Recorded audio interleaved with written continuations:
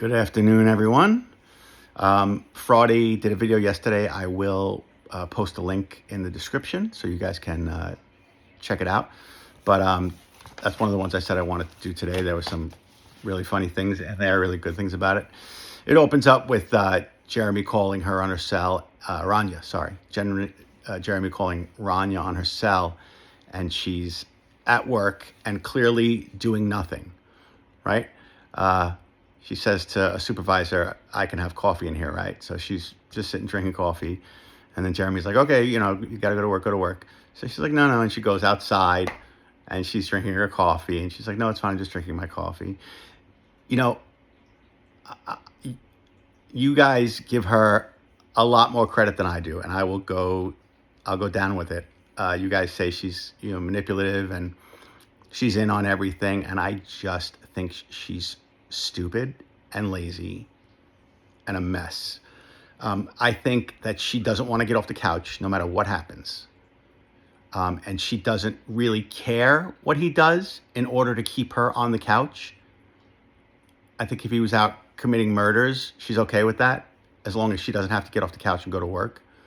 So I think that's her thing. I think she's so lazy and so unproductive that she just turns a blind eye to everything. And I think she's so dumb that when he says, sign here, she just signs there. So, the way he is, he manipulates every situation. He manipulates every event. So if you're with somebody who's that dumb, wouldn't you just manipulate them as well? She's not his equal. They're not partners in it. Jeremy is just running roughshod over her. And she's just whatever, because whatever it takes for her to stay on the couch is what she's going to do. And his immediate thing he said to her is, just make sure to tell them that, you're still sick, right? He leads off with a lie. Just make sure to keep lying. No matter what happens, just tell them that you're still sick. Just keep lying. Just keep lying. It's like the fish. Just keep lying. Just keep lying. Also, imagine listening to Rania's voice every day of your life. Jeez Louise, that has to be something. So she's mad that she has to go to work. She's angry. You see this underlying, she's mad that he's in jail, but she's more mad that she has to go to work. I'm telling you, I promise you. That's where her real anger lies. At the end of the conversation, she says to him, he says, I want to come home to my loving wife and my beautiful daughter. And she says, and that's not the only thing you're going to come home to.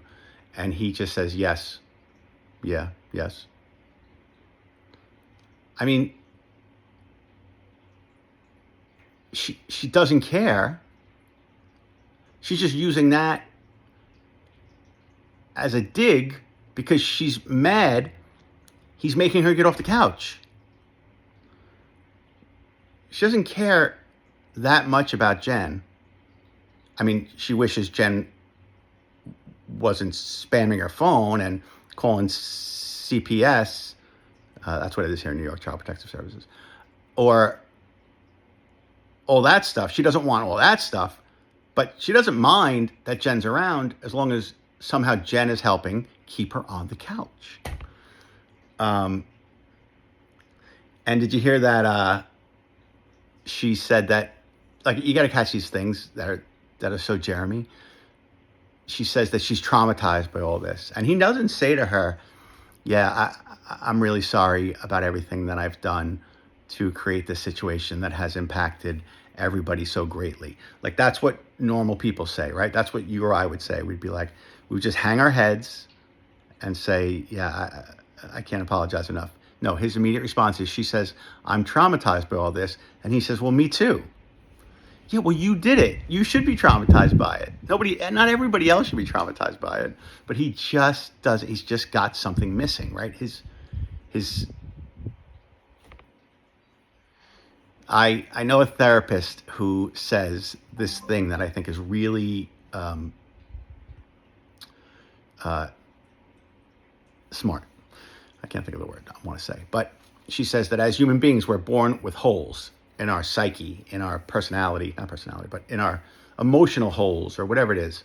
She said, and usually when we're growing up, those holes are filled by our parents with love, empathy, compassion, caring, kindness. She says, but sometimes we don't have that, right? So we're resourceful. So we're creatures, right? We're creatures in the wild, and we're resourceful. So we seek to fill those holes on our own. And this is where addiction is born. Drugs, sex, gambling, alcohol. And Jeremy is trying to fill these holes. But in Jeremy, the holes are just too big, and he can never get out from under. It's my Psychology 101 today. Then he talks about Woods keeping him on community control. All he wants to do is keep me on community control. Yeah, he doesn't want to chase you all over the state, watching you do ridiculous nonsense. He wants you in one place where he can always find you, because you're an a-hole. Again, it's not Woods' fault that you're on probation. On this planet, we get in trouble. We get probation officers. They have to watch us. That's the way it works. Your job is to not be an a-hole, so he doesn't have to watch you too much. So don't be upset at Woods for wanting you in one place. So then the last thing is he calls his mom, right? And you hear his is Amira okay? Is Amira okay? Yeah, Amira's fine. But that's once again Amira being used as a prop, because he doesn't really give a shit how Amira is. He's calling the house late, right? And he knows someone's going to be irritated that he's calling the house late. He doesn't care, but he doesn't want to hear it either. So he can always back it up with, oh, I don't know. I thought maybe there was something. I just wanted to check on Amira all of a sudden. But you see, he then doesn't ask another question about Amira the rest of the conversation, because Amira is just a prop. That was all about calling his mom to say, hey, I want to put $50 in my pocket, so when I get out of jail, if I get out of jail, which you're not, that, oh, maybe he did, I don't know. I have $50 in his pocket. His mom's like, yeah, no. Like, that's not happening. Like he's an addict. And then I was thinking, what does mom like think would happen with that $50? Or was she just tapped out, like enough money is enough money? Was she just like, no, not another penny? Or was she thinking he would do something stupid with the $50? So that was pretty funny. All right, that's kind of everything I wanted to do from Fraudy's video. I'm going to put the link in the description so you can look at it and see if there's anything else, like those little tidbits. I love the minutia of Jeremy and Rania, the things that come out of their mouth, which are just like fleeting, but they're so important because they don't realize how sociopathic. Would you find it hard? If you found out one day that Jeremy was a domestic terrorist, would that surprise you at all?